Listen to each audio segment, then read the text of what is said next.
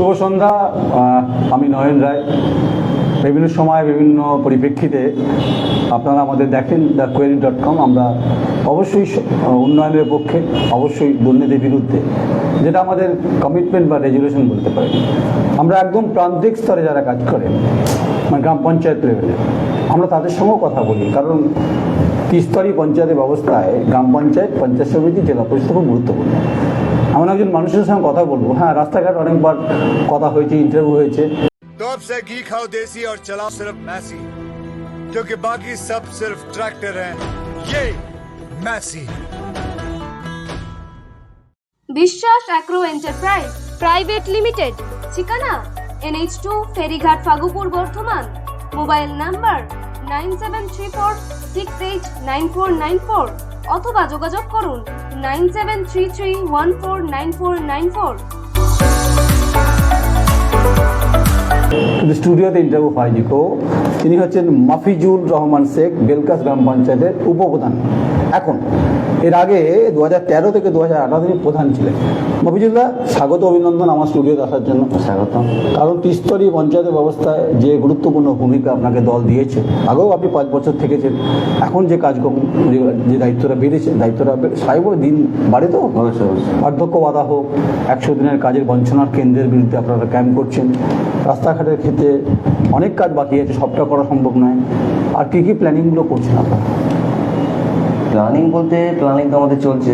আমাদের নেত্রী মমতা ব্যানার্জি এবং আমাদের নেতা হচ্ছে অভিষেক বন্দ্যোপাধ্যায় যে উন্নয়ন, পশ্চিমবঙ্গ যে উন্নয়নের কাণ্ডের হিসাবে ওনারা যে তুলে ধরেছেন বিভিন্ন প্রকল্পের মাধ্যম দিয়ে। আজকে দেখুন না যে কেন্দ্রীয় সরকার যে বঞ্চনায় আজকে আমার বেলকাস গ্রাম পঞ্চায়েতে না হোক 700 ফ্যামিলি আজকে পঞ্চায়েতে চলে 100 দিনে কাজ করার পর কোনো টাকা পায়নি। আর নিজ উদ্যোগে রাজ্য সরকার আজকে প্রায় 700-র উপর জব কার্ড যারা টাকা পান তাদেরকে টাকা কিন্তু পেমেন্ট অলরেডি করে দিয়েছে। তারপর আমরা বাংলা আবাস যোজনার টাকা প্রায় 11 লক্ষ বাড়ির টাকা মতো ঘোষণা করেছেন। ওই টাকাগুলো আপনি দেবেন।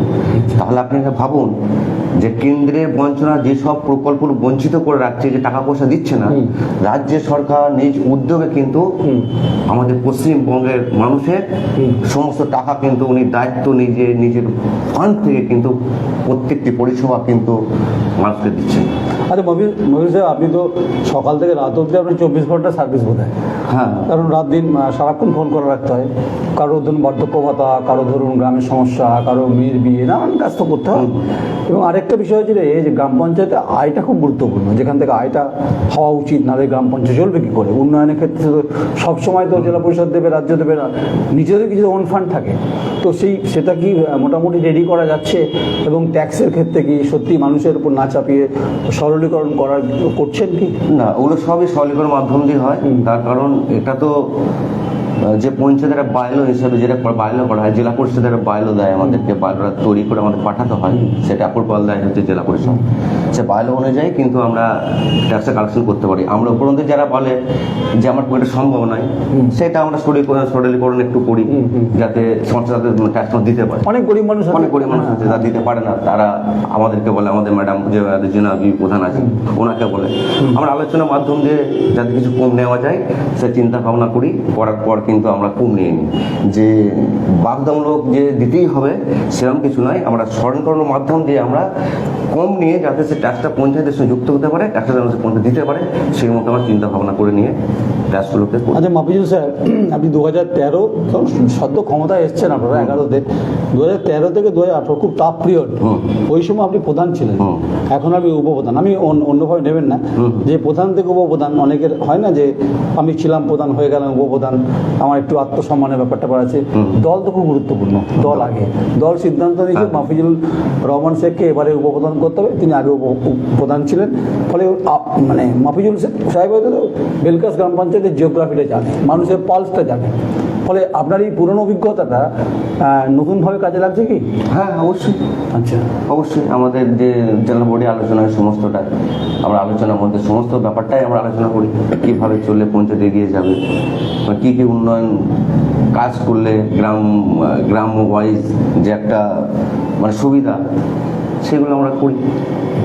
আচ্ছা এমনি সোলার পাম্প যেটা আপনারা প্রজেক্ট আছে বোধহয় এবং সাবমার্সিবলের বিষয়গুলো যেগুলো আছে সেগুলোর ক্ষেত্রে, কারণ কৃষিকাজে খুব গুরুত্বপূর্ণ এই বিষয়গুলো, সেগুলোর ক্ষেত্রে কতটা কাজ করা গেছে? এখনো মোটামুটি এখন যেটা আমাদের হয়ে আছে মোটামুটি 7টা অলরেডি টেন্ডার হয়ে গেছে, কাজ অলরেডি শুরু হয়ে গেছে, কাজ চলছে। আরো 2-3টে কাজ পরপর আজকে দেওয়া হয়েছে, সেগুলো কাজ চলছে। আমাদের প্রধান ম্যাডাম উনি ওয়ার্কটা দিয়ে দিয়েছে, কাজ চলছে।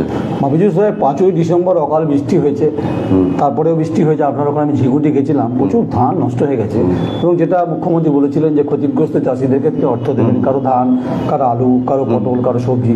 বেলকাস গ্রাম পঞ্চায়েতের অন্তর্গত যে সমস্ত অঞ্চলে ক্ষতিগ্রস্ত হয়েছে সেই কৃষকদের টাকা কি তারা আপনারা দিতে পেরেছেন?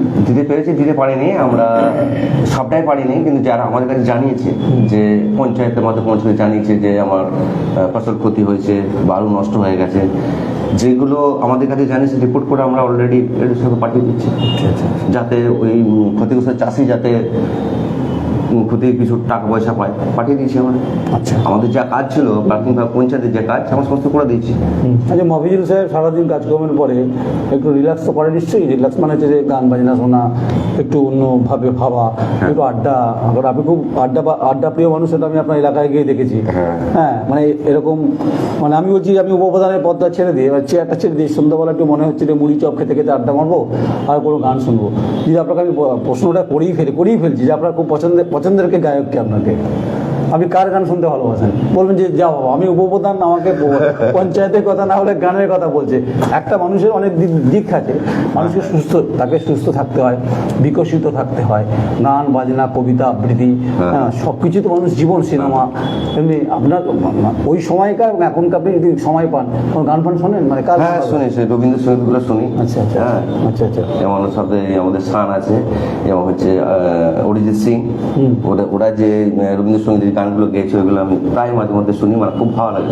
আচ্ছা, আপনি ঠেকবাজি করেন মানে আড্ডা? হ্যাঁ, আড্ডা আমি যতটুকু মারি শুনুন, বাইরে কোনো জায়গায় নয়। ধরুন আমার কাজ সেরে আমি যেন বাড়ি ফিরলাম, ঠেক মানে গ্রামে ঠেক, গ্রামে ঠেক মানে 80 বছরের বুড়ো আপনার বন্ধু, বললাম আবার 40 বছরের যুবক বা সেও আপনার বন্ধু হয়, এরকম আড্ডা পাঠা হয়।